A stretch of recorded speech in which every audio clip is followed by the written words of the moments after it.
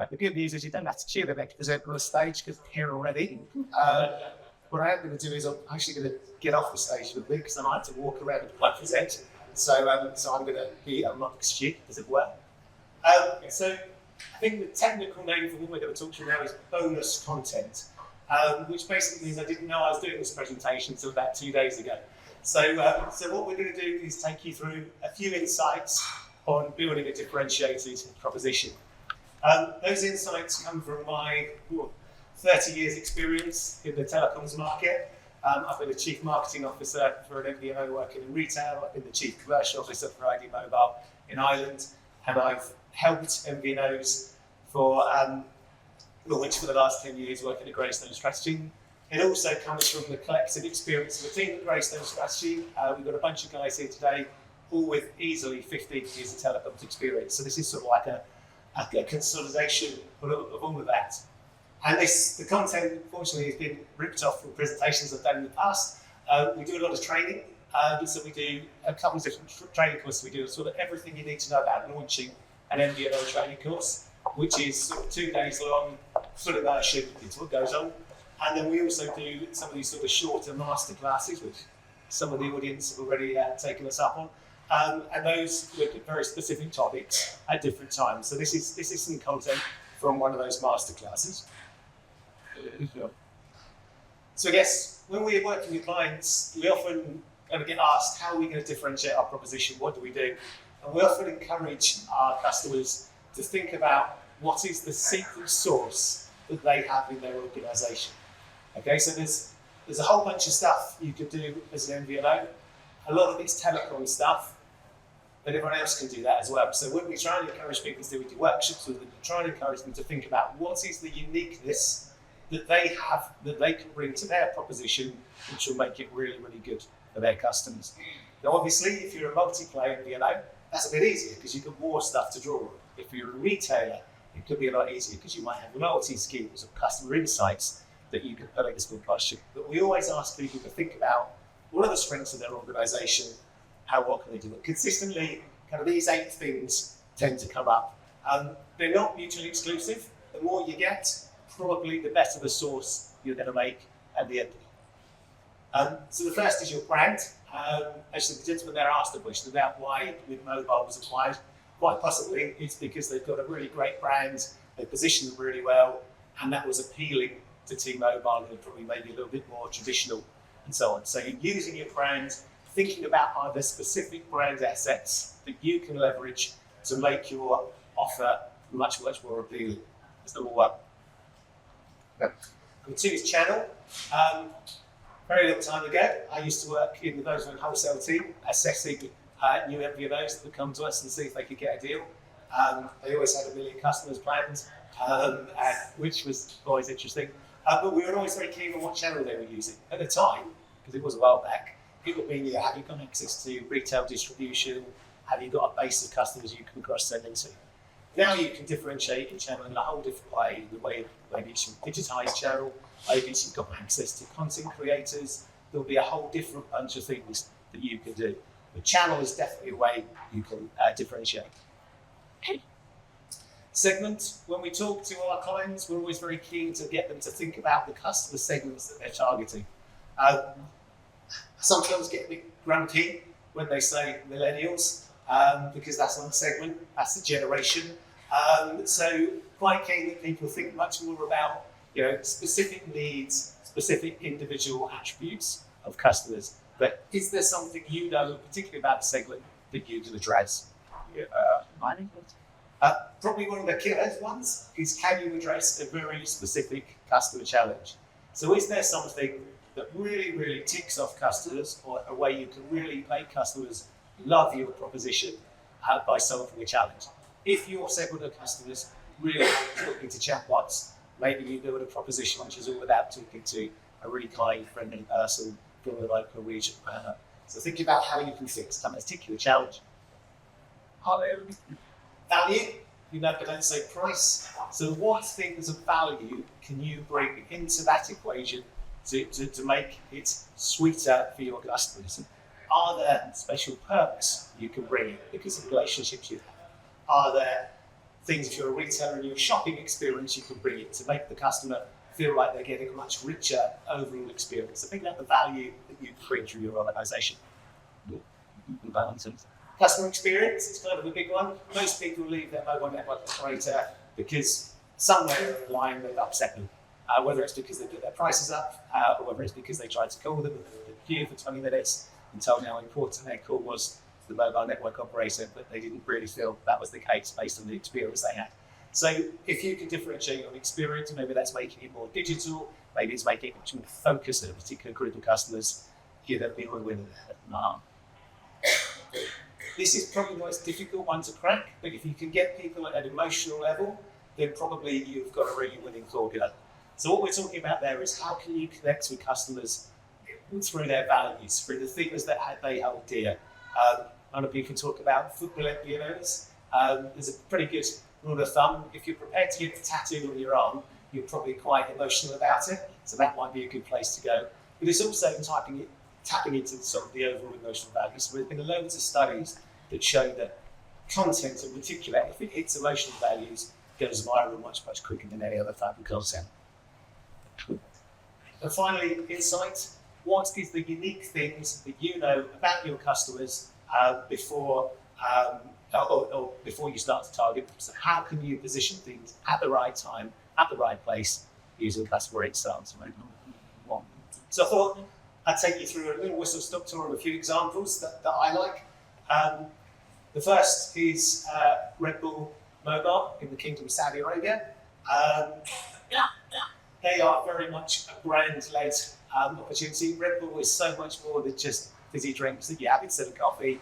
It's very much about the sports, the Red Bull racing team, obviously the air race, all that sort of stuff. So they've really targeted the community that love that stuff.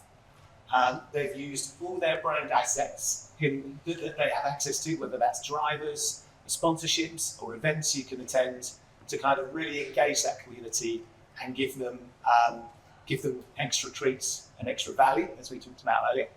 But they've also devised a really clever proposition which uses, they set up their own kind of virtual currency, Gigacoin. So if you don't use all of your data in a month, it converts into Gigacoin. You can then use that Gigacoin to buy into things that Red Bull will love for you. So again, whether that's tickets or you want to batch your letters, helmets, or whatever it might be, all that sort of stuff. So it's a really, really strong brand play, and it has to be digital. It's 100% digital, asynchronous, because that's what that consumer segment demands. This one's a UK example, probably quite small, on Transitel in the UK currently. And I really love this because it's not about being a mobile operator at all. I don't know if anyone's come across them. Bosch is a really interesting organisation.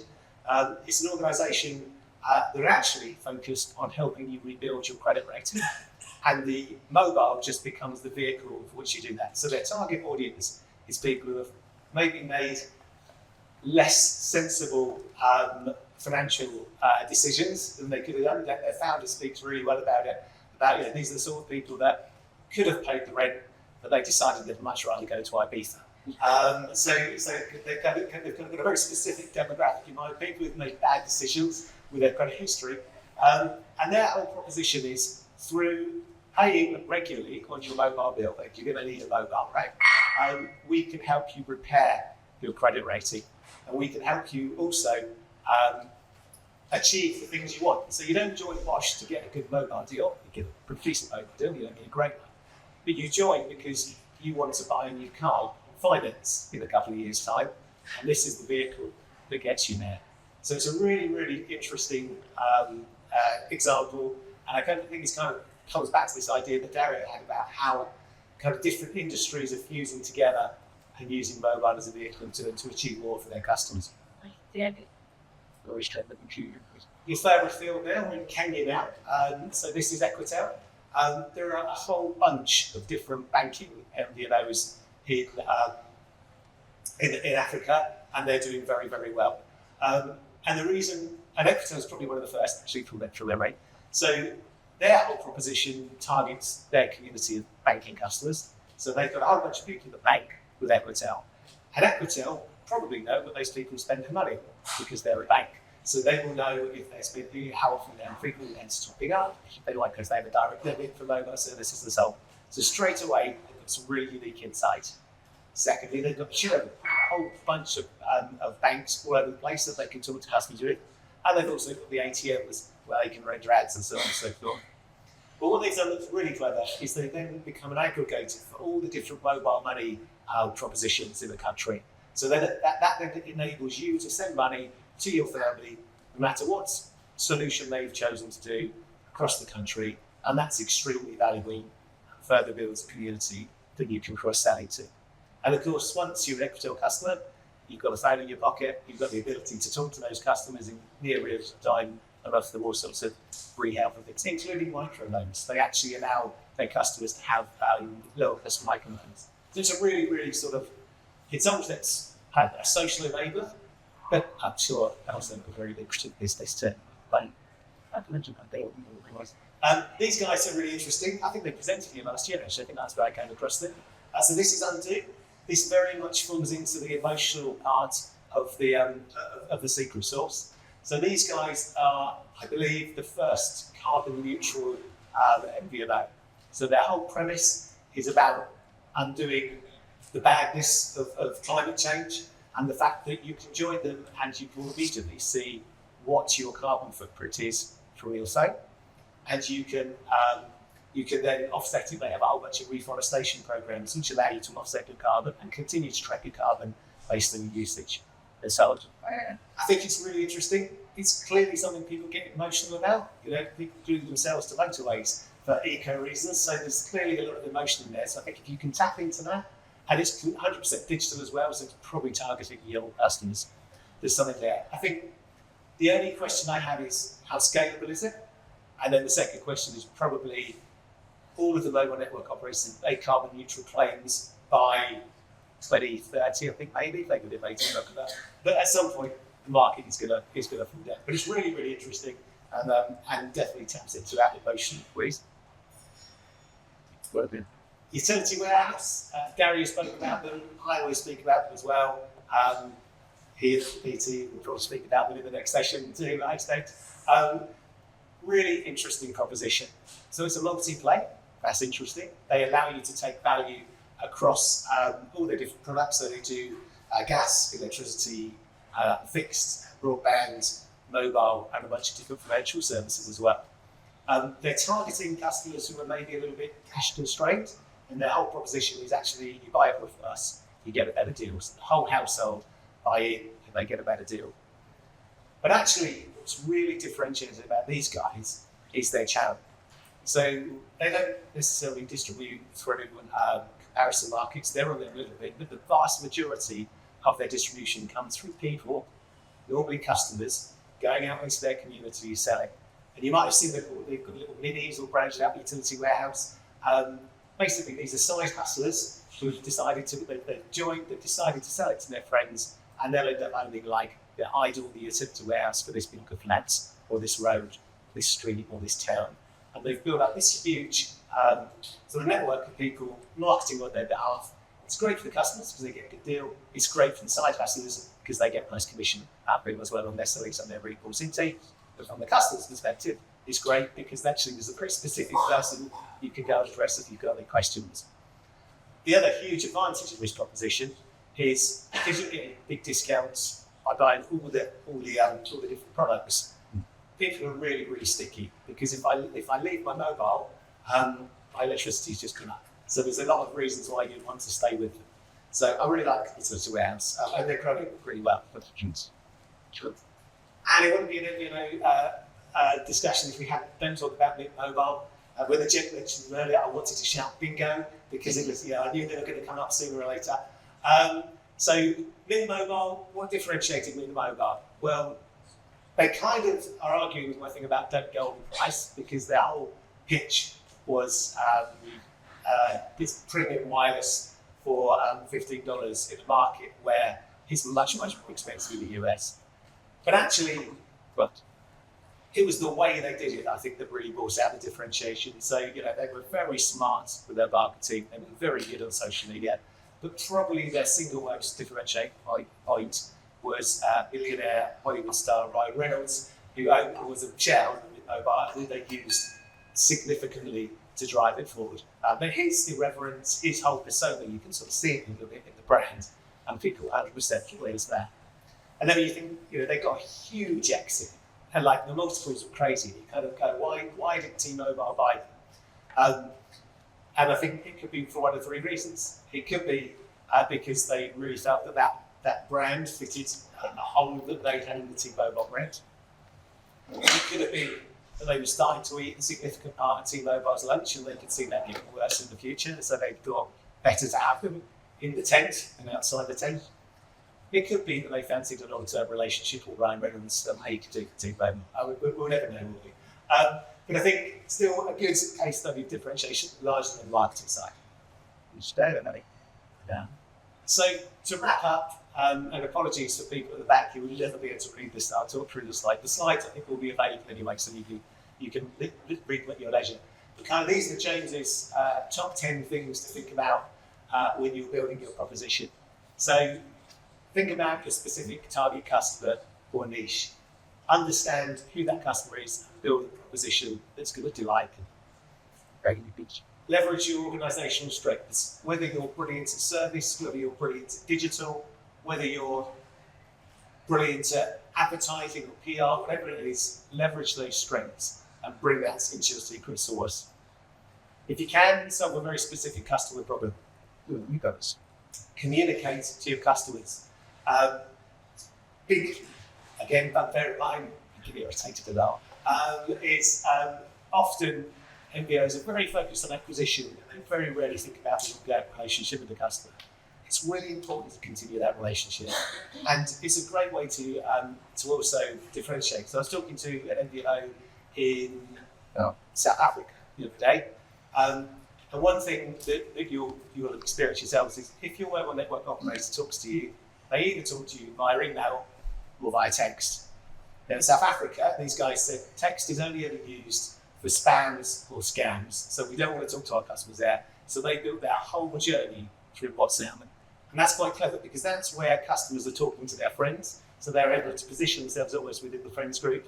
WhatsApp's quite a dynamic tool that allows them to do lots of stuff, video content, breakout to call, even build little chatbots, and so on. So it's a really, really interesting place. So make certain that you are communicating to your customers and your tone of voice is all lined up.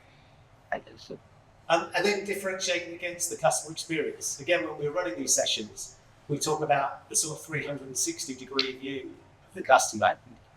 It's great to have a really good acquisition proposition, but if all the great things you said when people were going to buy don't happen as you go through the journey, and you're going to lose customers. So think about having that goodness all the way around 360 degrees. Here's the thing, a few things I'd advise you don't do. Don't rely on price cuts. There's definitely been a market for low-cost MVNOs, and price is always a consideration.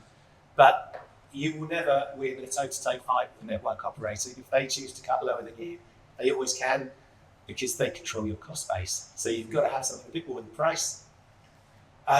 Don't copy your competitors and expect to win because that's not differentiation by the very different definition of it. Don't overcomplicate it. This is one that probably I was still a little bit guilty of. You've got to basically make certain, no matter how clever your proposition, you've got to be able to communicate it in a headline, probably one sentence, one conversation with a sales guy, one bit of content. So make certain that you keep it nice and simple. Don't forget you're a marginal business. That means any changes you make to your prop are going to have a specific impact on your bottom line. Network operators can kind of make changes without really having to cost them in because they've just got a huge base of customers and you'll blend out in the end. It's not necessarily the case for MVNOs. And finally, don't launch in and leave it. As soon as you launch your proposition, you're going to start getting customer feedback. We hope it's going to be brilliant, but it might not be, in which case you're going to have to change and update and move in the market. I've worked in telecoms for 30 years. I'm still not bored because it just keeps on changing. There's always innovation. There's always something new behind.